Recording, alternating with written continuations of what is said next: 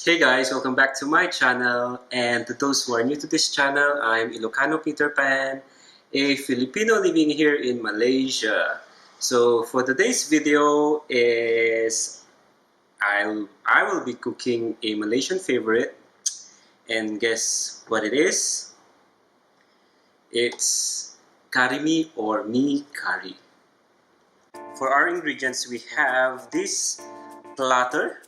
This will be blended all together later. So we have here 8 numbers of shallots, 3 numbers of garlic cloves, 15 grams of turmeric, a thumb-sized galangal, a candle nuts, 6 numbers of candle nuts, 5 pieces of dried chili, 5 numbers also of fresh chilies, dried prawns or dried shrimps, lemongrass, and belacan.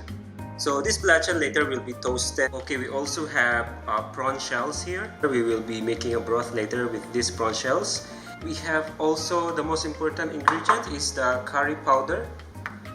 2 tablespoons of curry powder. We have here also a daun kesum or Vietnamese coriander. It adds flavor to the gravy. And lastly, we have these ingredients. We have dried tofu, fish ball, prawns, and bean sprout. All of this will be blanched later, and either you can put it together with the gravy or you can just put it on top later for better presentation. Of course, I'm using calamansi because I'm Filipino. We use more calamansi in the Philippines than lime. Another ingredient is the santan or coconut milk. Okay, so first off, we need to make our broth, prawn shells. So before that, I need to bring out first the flavor of the prawns. So I will put at least a tablespoon of oil.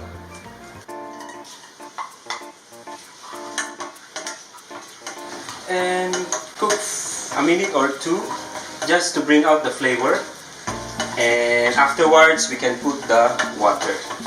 So I have added water already. Just leave it here and let it boil for 20 to 30 minutes. That's fine.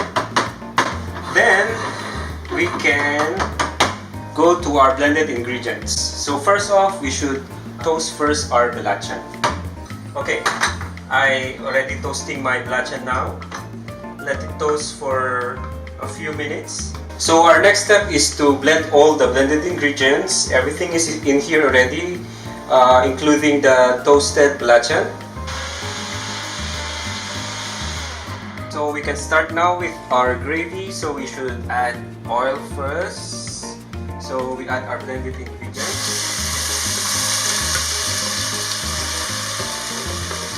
Then stir it until you can smell the fragrance of it. Once our blended ingredients are ready, we can add now our broth. Okay, at this point we can also add our daun kesum or Vietnamese coriander. We can also add now our curry powder. Bring it to boil.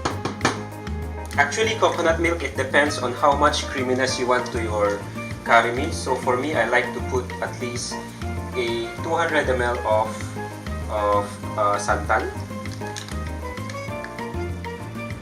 Of course, you need to taste also your gravy so that you can adjust it. So now we can blanch our other ingredient. I will blanch first the dried tofu.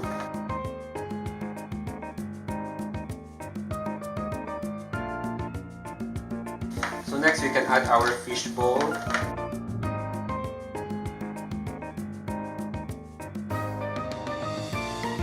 Next one is our bean sprout. And lastly, our prawns.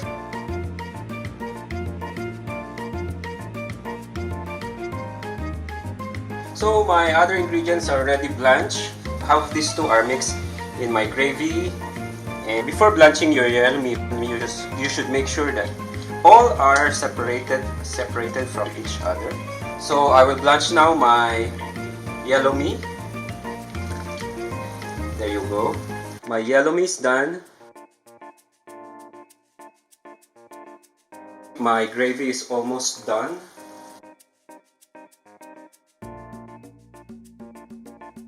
I added the dried tofu and the fishball here. Then I have tasted just now. It tastes really good. My gravy is done. So we are ready now for our plating.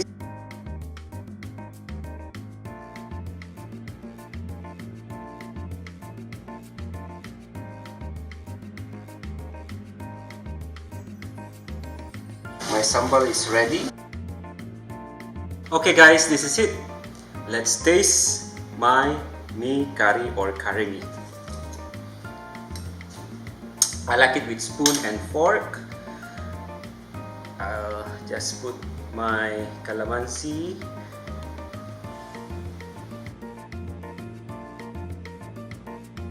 This is the judging time.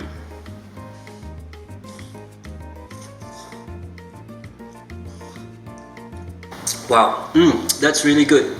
Honestly, this is really good.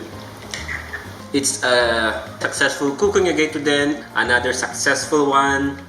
And thank you guys for watching, and I hope that you also do this on your next cooking during this pandemic time. And thank you guys for watching. Makan! Bye!